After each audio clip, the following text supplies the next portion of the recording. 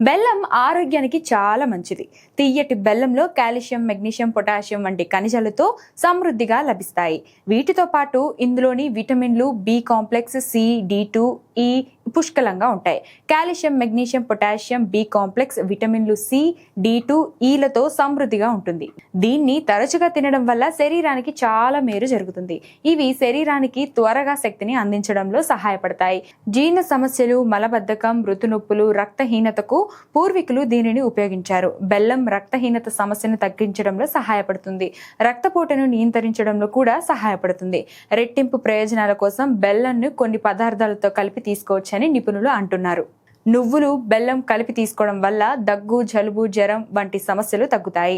పప్పు ధాన్యాలతో కలిపి తినడం వల్ల శరీర శక్తి పెరుగుతుంది, ఆకలిని అదుపులో ఉంచుతుంది.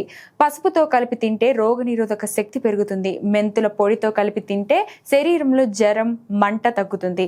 మెంతులతో కలిపి తింటే ఇది జుట్టును ఆరోగ్యంగా ఉంచి బూడిద జుట్టును నివారించడాన్ని సామర్థ్యాన్ని కలిగి ఉంటుంది.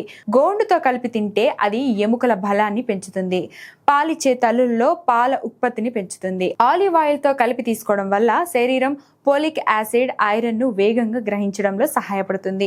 ఇది చర్మంపై పిగ్మెంటేషన్ ని కూడా తగ్గిస్తుంది. బెల్లంను నెయ్యితో కలిపి తీసుకోవడం వల్ల మలబద్ధకం నుండి ఉపశమనం లభిస్తుంది.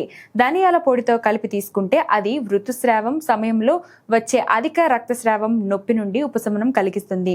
అలాగే బెల్లం సోంపుతో కలిపి తినడం వల్ల నోటి దుర్వాసన తగ్గిపోతుంది. దంతాలు కూడా ఆరోగ్యంగా ఉంటాయి.